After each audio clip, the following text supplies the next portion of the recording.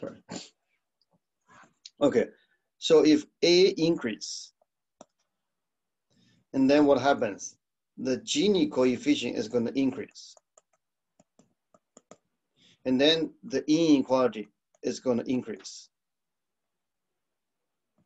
Right? Think about the kink line, and then the Gini coefficient goes to 1. Right? And then so we have look at this example. We actually explain how we calculate the Gini, right, for country 1. Or you can do the same for country 2. Right? And here, so the way we generate this Lorentz curve essentially are based on the distribution on this table, right?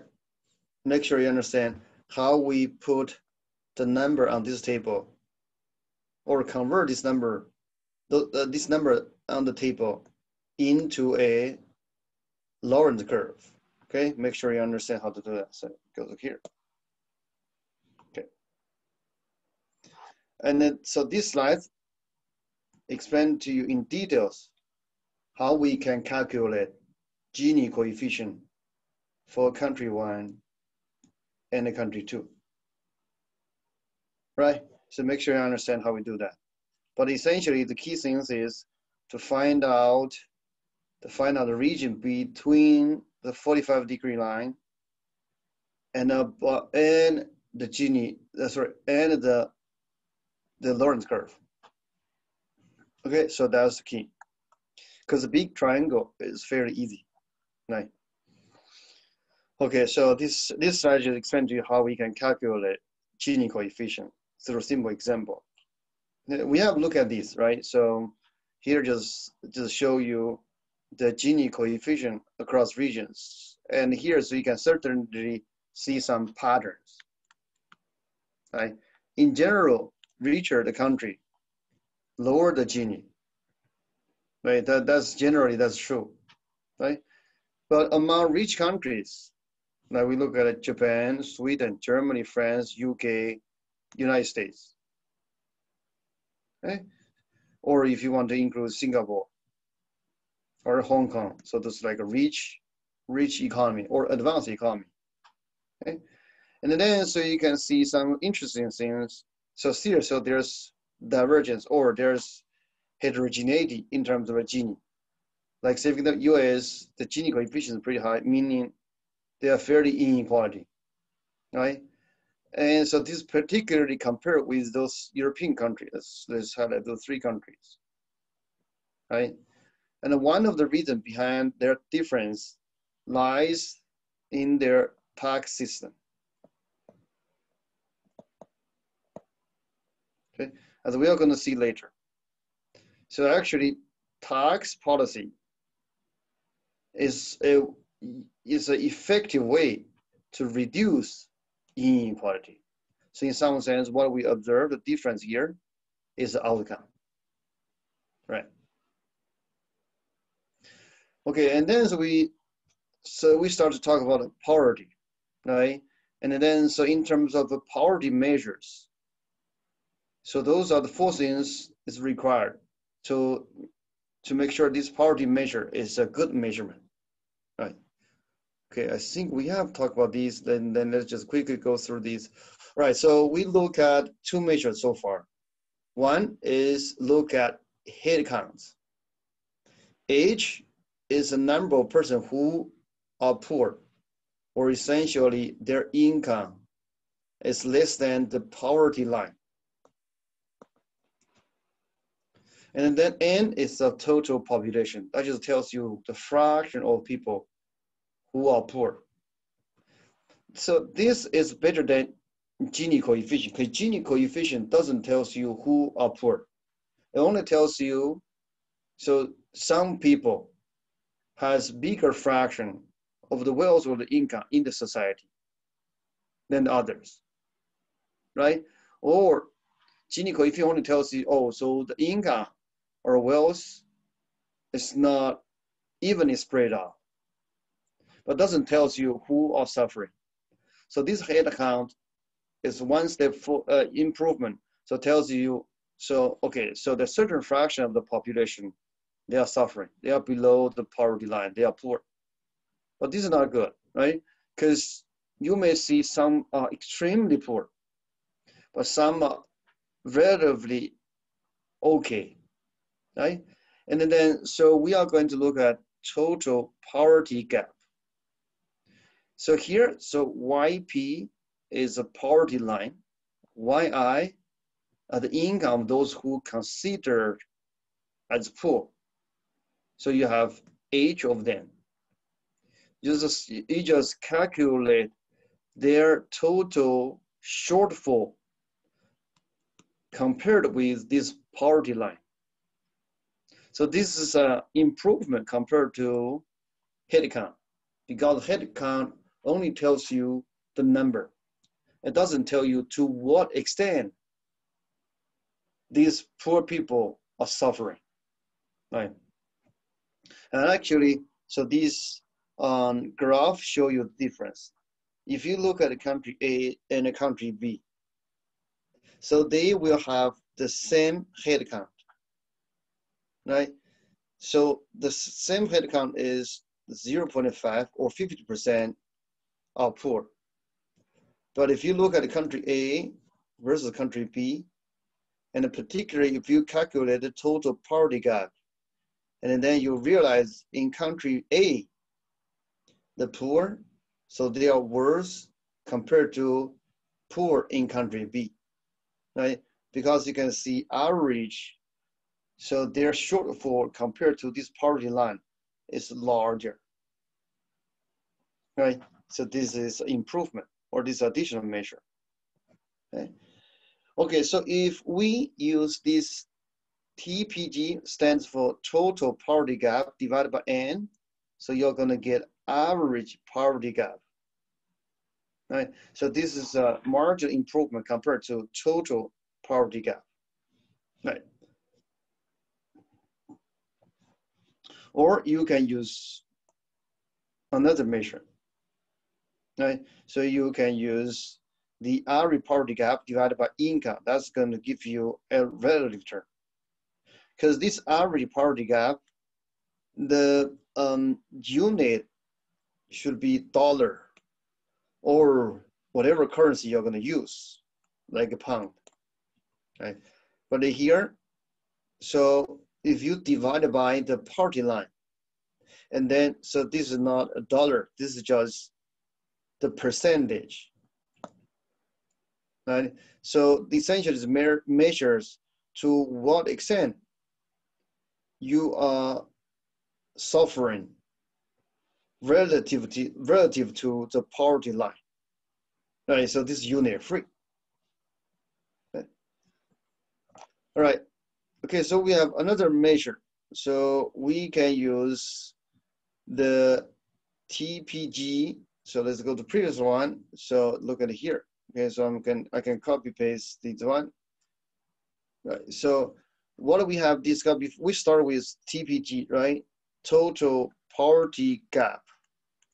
And then in previous slide, we said, okay, so we can use TPG divided by N.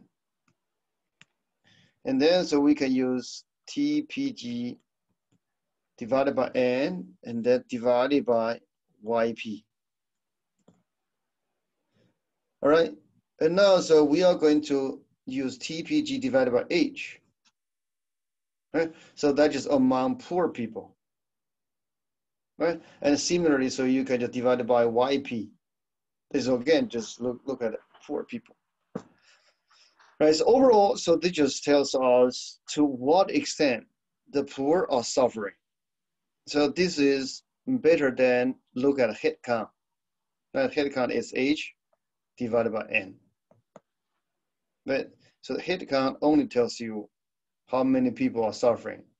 But those measures we just look at in the previous slide and the current slide, they tell you to what extent,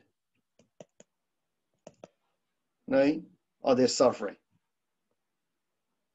And in general, so we can have this formula. Okay?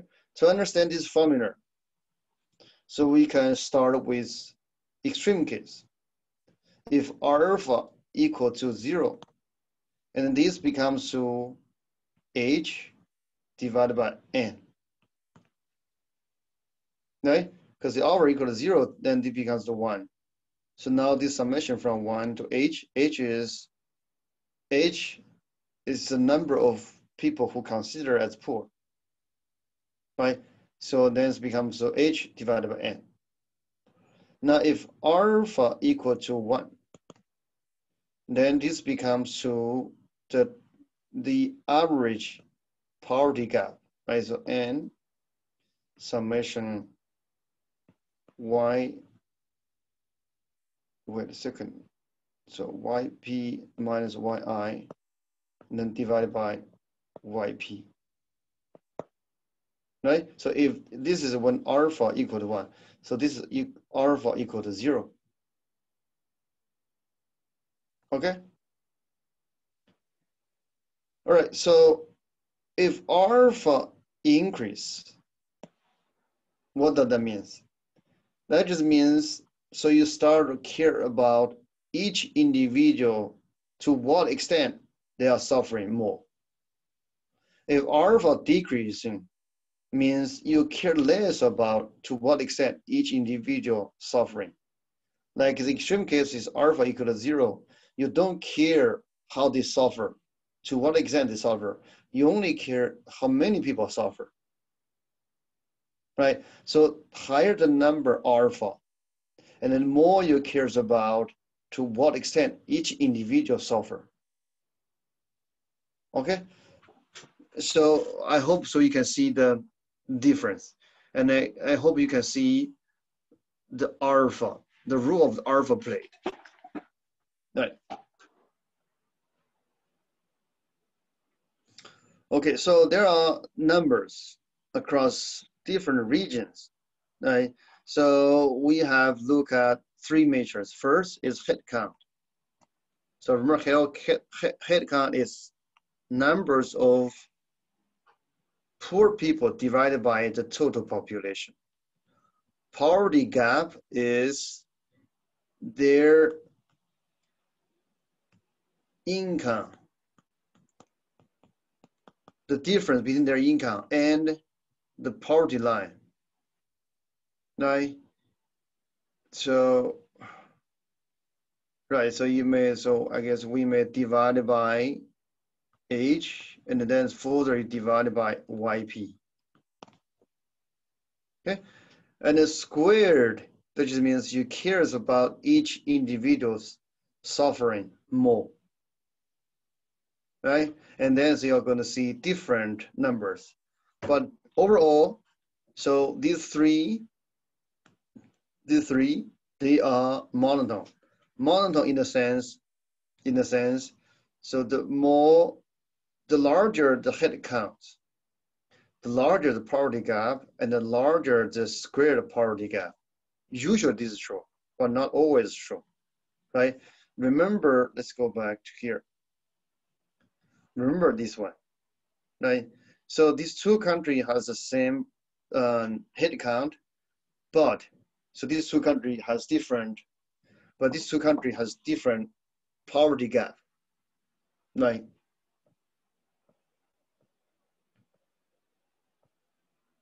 Okay, so now, so we understand how we measure in the poverty, right? And we understand how to measure the inequality. Okay? Now we can look at the next topic. So poverty, inequality, and social welfare.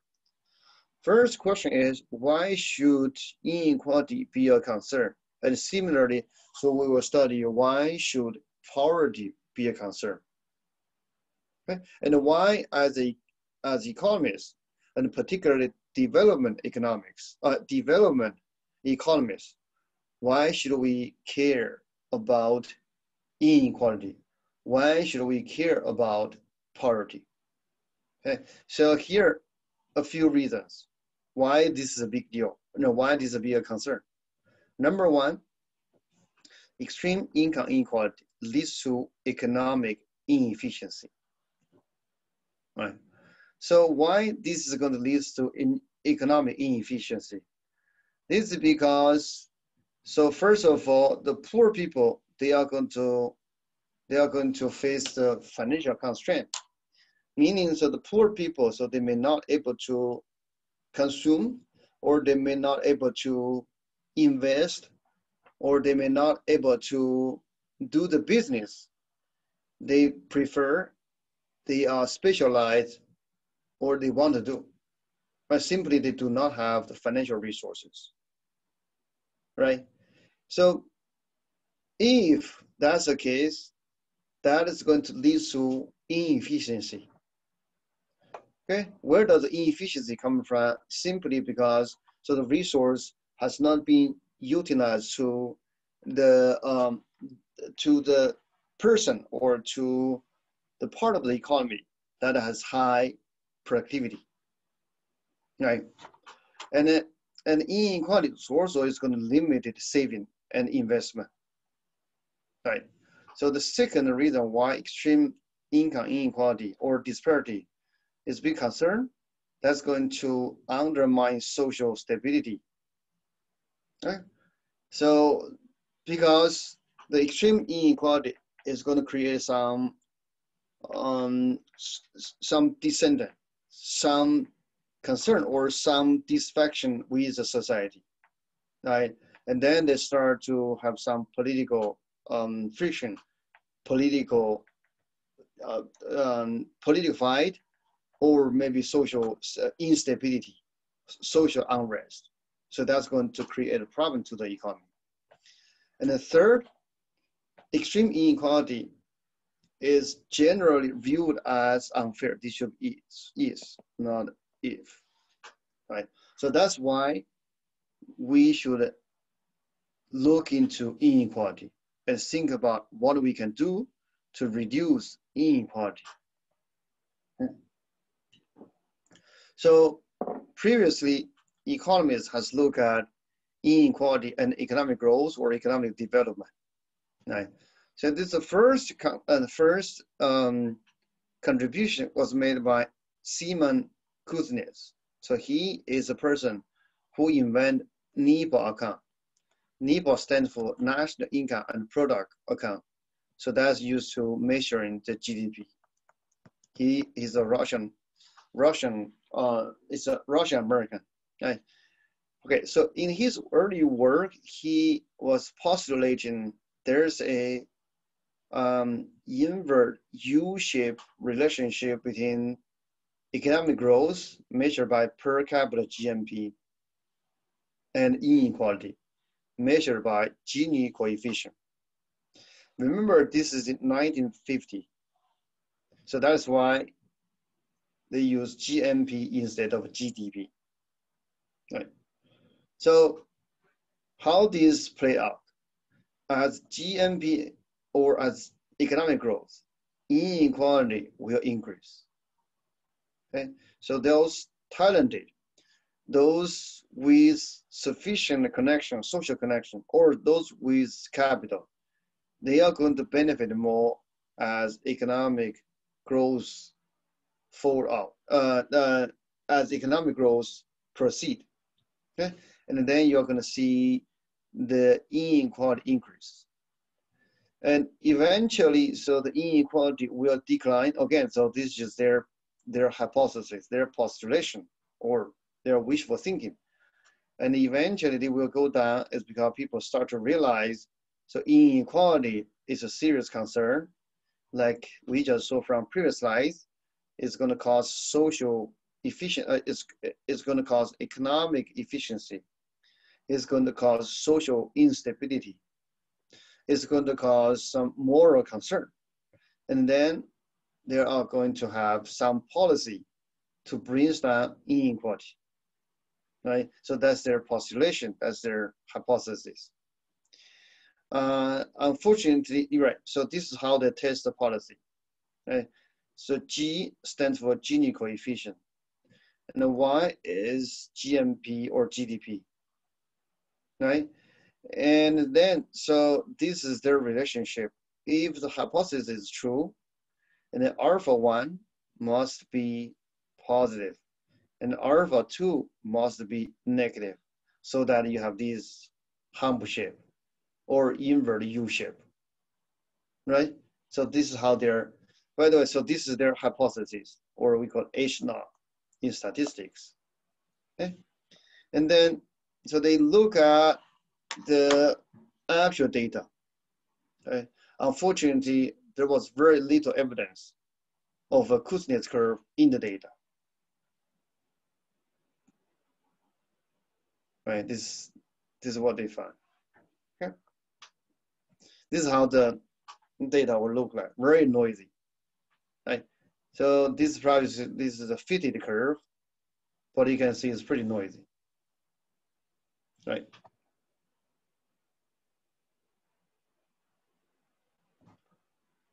All right. So yeah. So those are the tables. So maybe you can look into the table. Can see some patterns.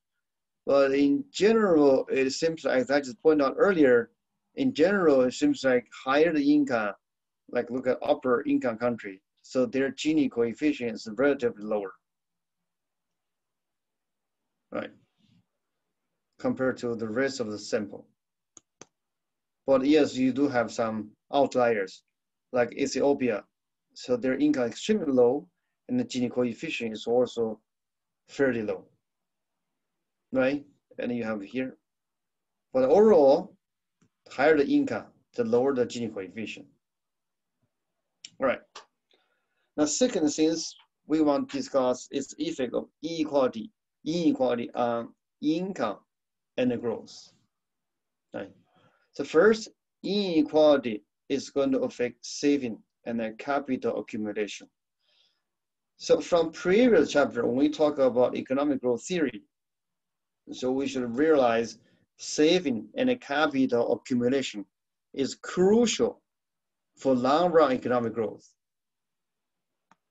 Okay? That's the main implication of solo growth model. Now, if there is an extreme inequality, how would that affect saving? Right? This is going to work through the following channels or following economic mechanism. The rich, normally they have lower marginal propensity to consume. What is marginal propensity to consume? They just says, if I have $1 additional, how much I'm going to spend? If I spend 20 cents, I have a marginal propensity to consume of 0.2.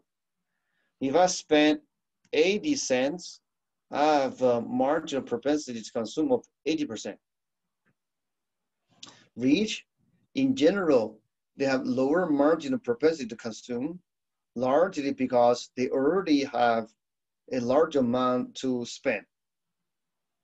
Okay, so they have already spent a lot. So for additional income, they will spend less. Say, for example, in April, the US government passed this CARES Act. That stands for Coronavirus Act.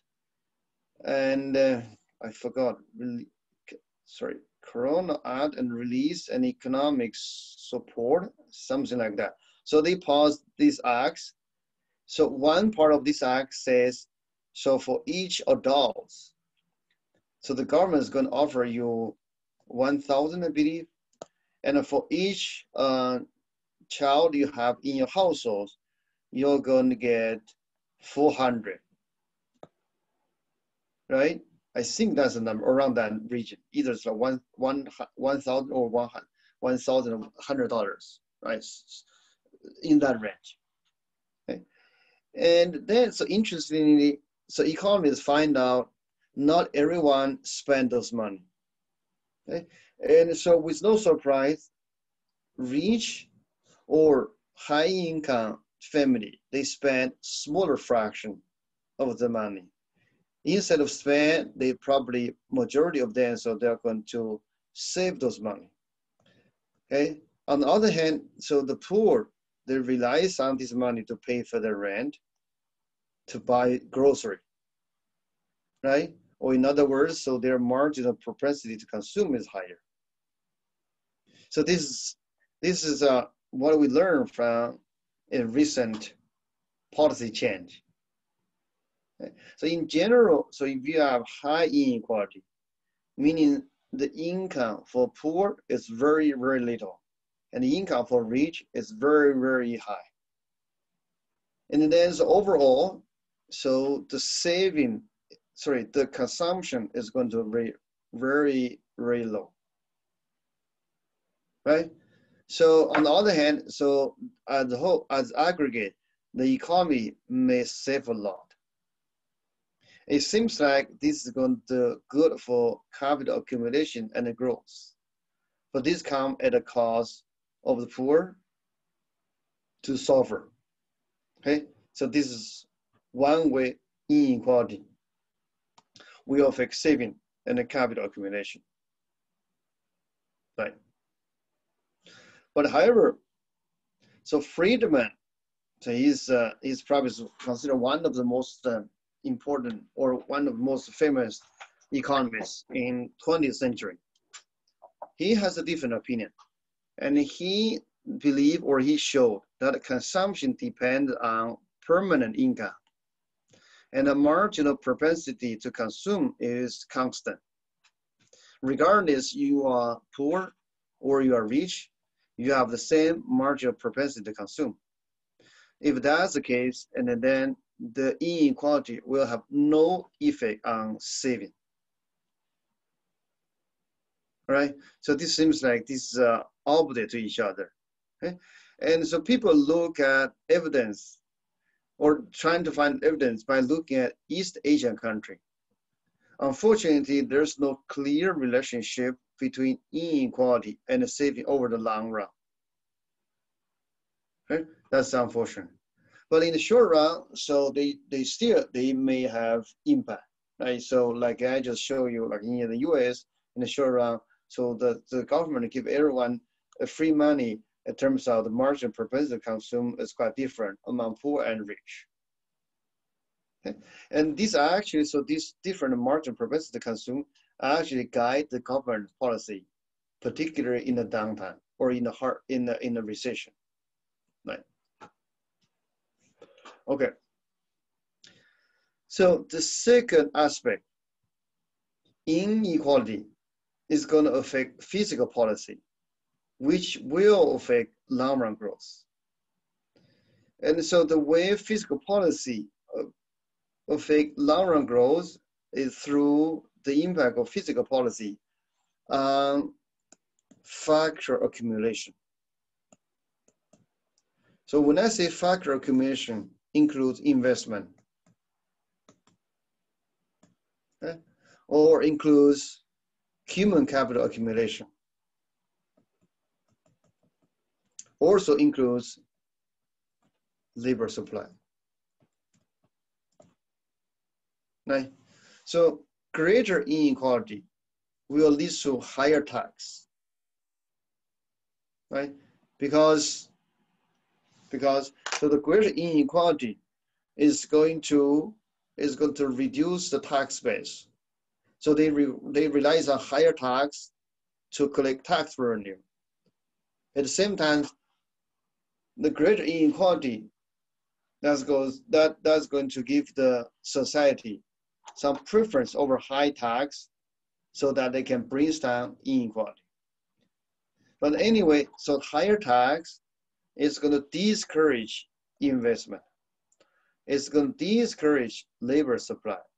So that's going to be detrimental to long-run growth, right? So this is the second way inequality is going to affect income and growth.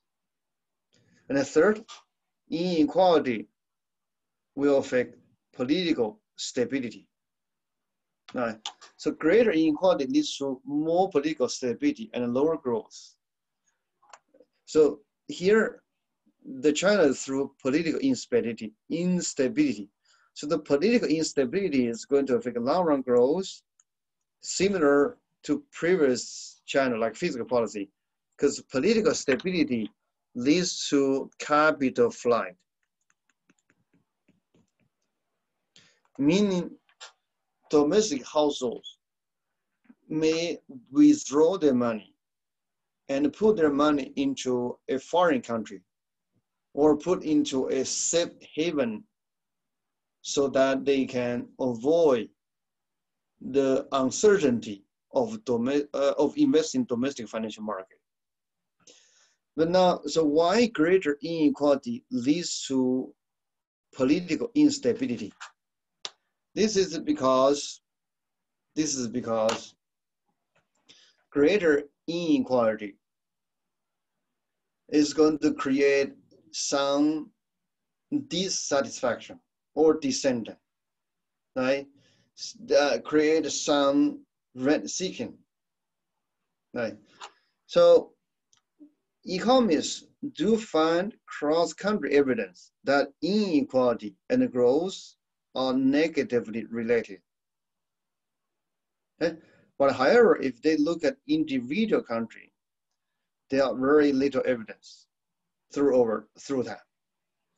Okay. So far I explained to you, it's in the third part of this chapter.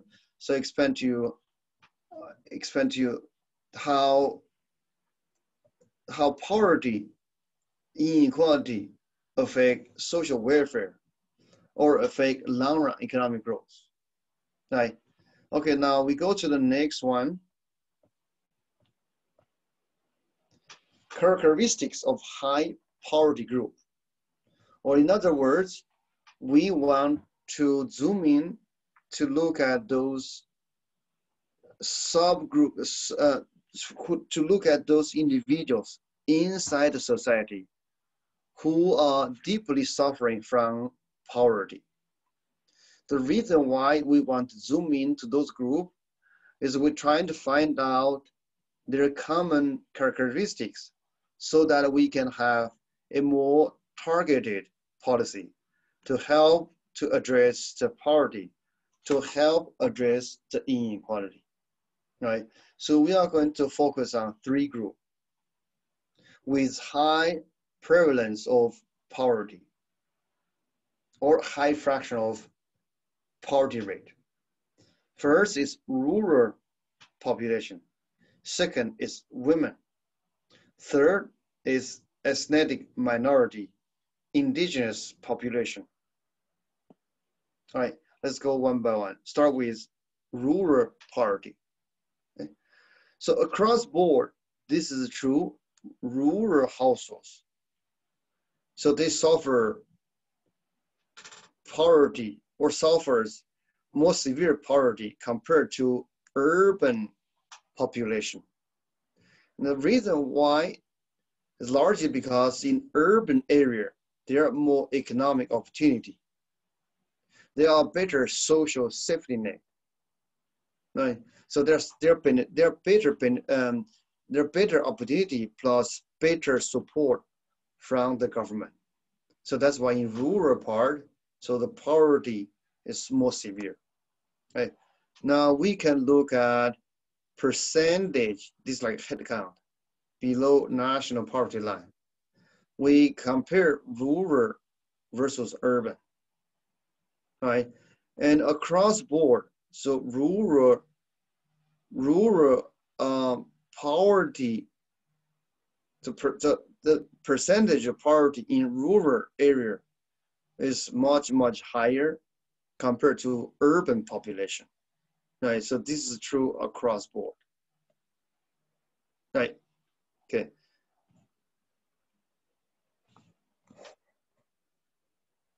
Wait. Okay, then here, so we can look at indigenous poverty in Latin America. So those people pretty much, they live in a rural area, right? And then, so we look at two different ways.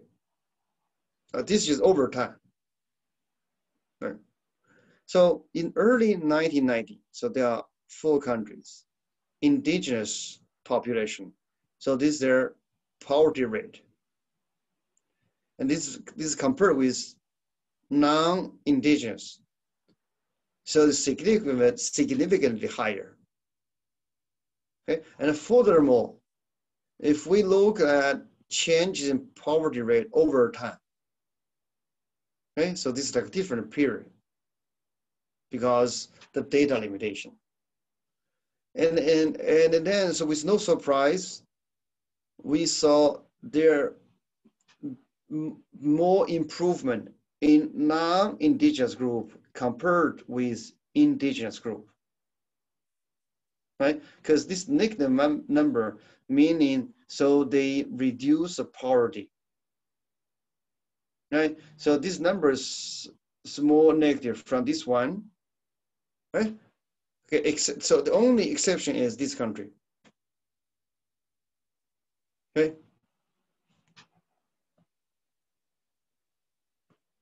Wait a second, I thought I have one, maybe I missed one slide, because I thought I have one slide for women, but it seems I only have slides for rural and ethnic minority.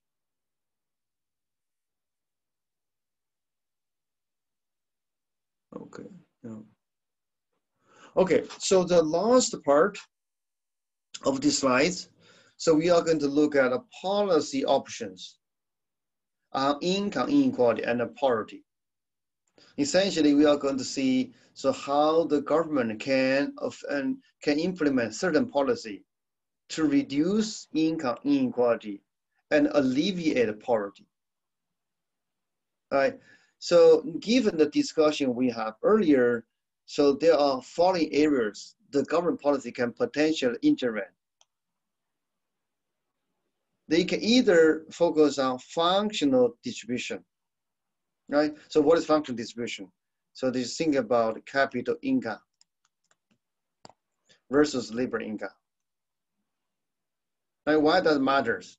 So think about who has more income coming from capital and who has more income coming from labor.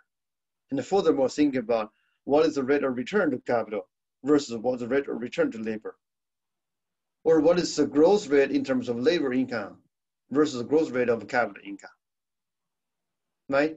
So over time, at least in the United States, so the return to capital is higher than the return to labor. And also over time, the growth rate on the capital income is significantly higher than growth rate in labor income. But what is labor income? Essentially just a wage. Okay. What is capital income? You can think about, so the money, so the rich put in stock market.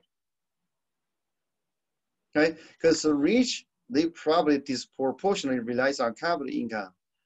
And the middle class or poor, they rely significantly on their wage income. Now, if the capital income grow much faster compared to labor income, and then over time, you can see the inequality is going to exacerbate. So that's why we may want to focus on, or we may want to look into functional distribution. Okay. And secondly, we want to look at size distribution. Size distribution, think about just Laffer curve we look at, right? Okay, and then in terms of size distribution, so we have two ways. We can either moderate it or focus on upper level, or we can moderate in lower level. So upper level, essentially, we just increase tax for a simple way. Okay, so I have more detailed explanation later. So increase tax on rich, okay, moderating the size distribution at the lower end, essentially decrease tax, increase welfare on poor. All right, so those are the areas of interventions. Okay. And then, so given the discussion we had, so this just go to one by one, right? So policy options, change relative factor price. This is corresponding to the functional distribution.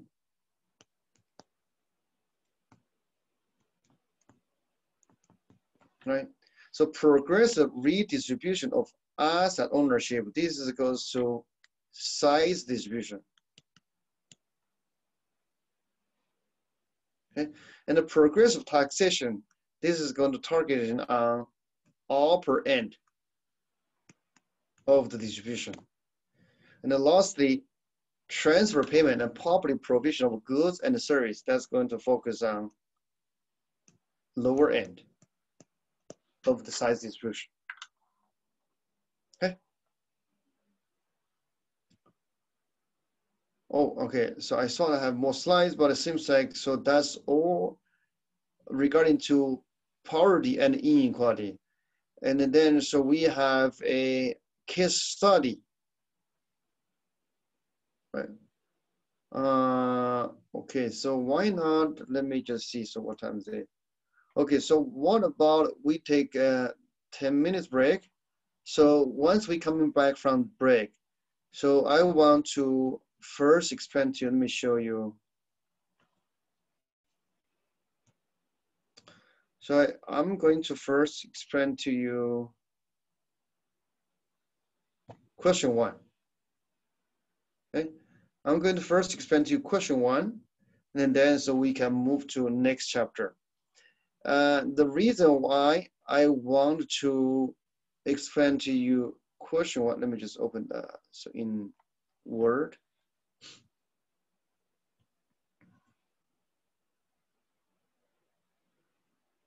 Oh, shoot, I saw I have Word now.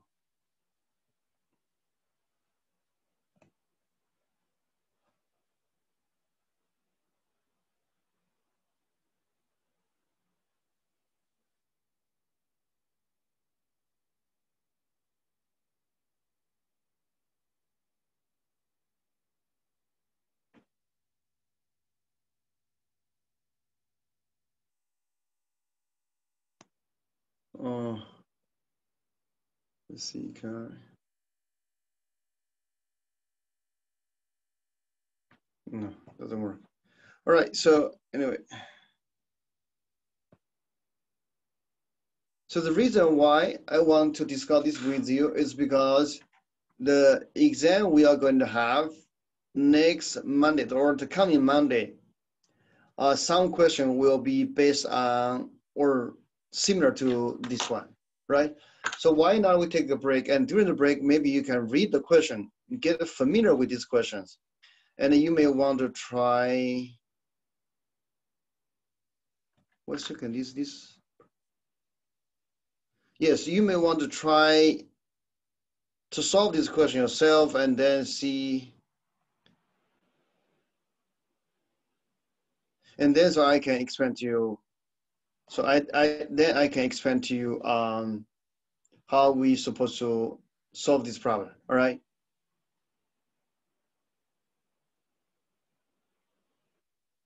Are you with me? Yeah. Okay. Yes. Let's just take a break. Okay. So and then read this question yourself. Okay.